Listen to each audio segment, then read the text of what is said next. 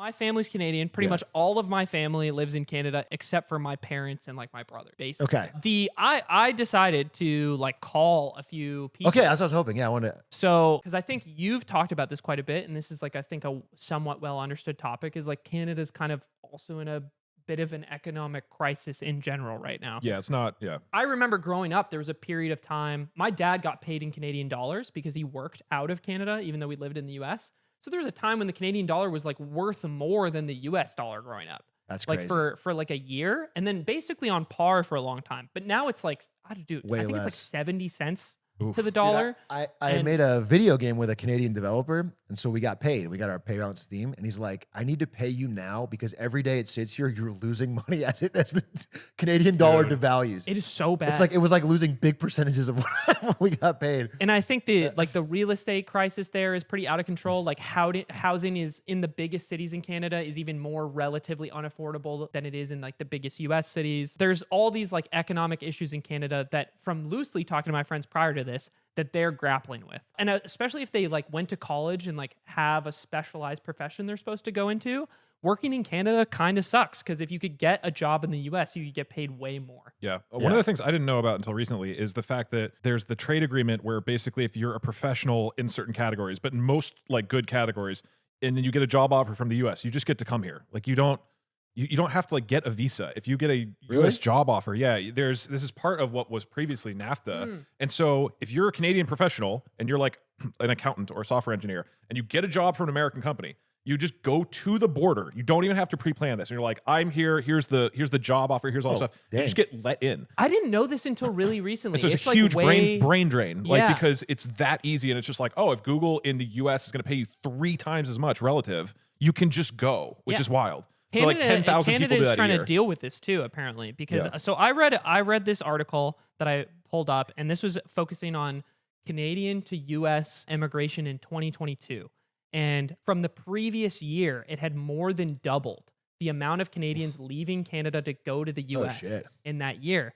And it seems to be an interesting like split among age groups and like why people are going. There's a quote from an immigration lawyer in that article where he talks about most of the inquiries he's getting now are from young people that are like looking to move for financial reasons. Desperate to get out. I actually tried to call the lawyer today and like ask him about like what it's like right now.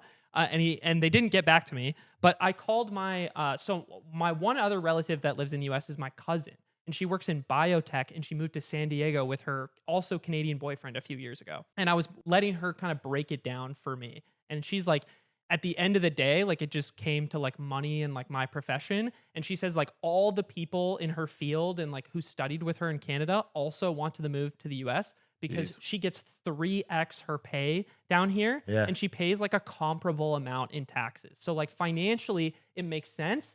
And then even if she wants to go back to Canada, and I think a lot of people in her situation, it sounds like they would want to go back to Canada like one day. They can save money faster to buy a home in Canada when they go back. So that's like her experience as someone who's already made the move. Speaking of homes, can I show this? Are you going to show my actual home and my address? Yeah, I'm going to show your home and address and your dad and where he lives. And you can draw on it. Yeah. Here at Lemonade Stand, we have fancy telestrator technology draw on it, to Aiden. really make it a worse experience for the audio listeners. I just think if people don't you're know gonna look about right Canada, here. like if You're gonna look right here. That's actually Atrioc's real home. Yeah, I commute from Toronto. I got a $2.5 million shack in Toronto. Fun fact, Ari is not allowed to leave the house between 9 and 5. That's for religious reasons. But anyway, Canada's real estate market, if you don't know, is like one of the worst in the world. Basically, every major city, the prices have gotten astronomical. They had no 2008, 2009 housing bubble. Like they had it, but they didn't pop it the way we had it here. So it just kept growing. Weird. And it's continued to grow. And at this point, like any Canadian you talk to talks about how they'll just never own a home.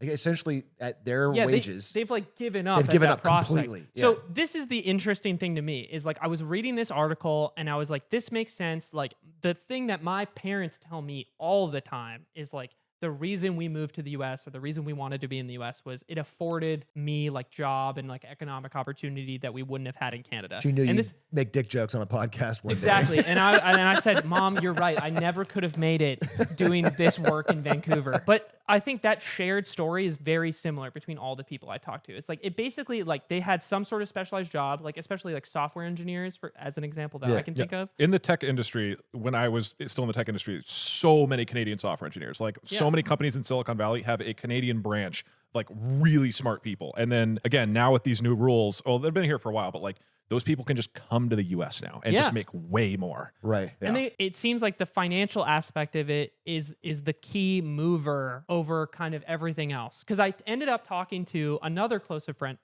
of mine. He lives in Alberta. He lives in Calgary, and he's trying to get a job in like finance right now.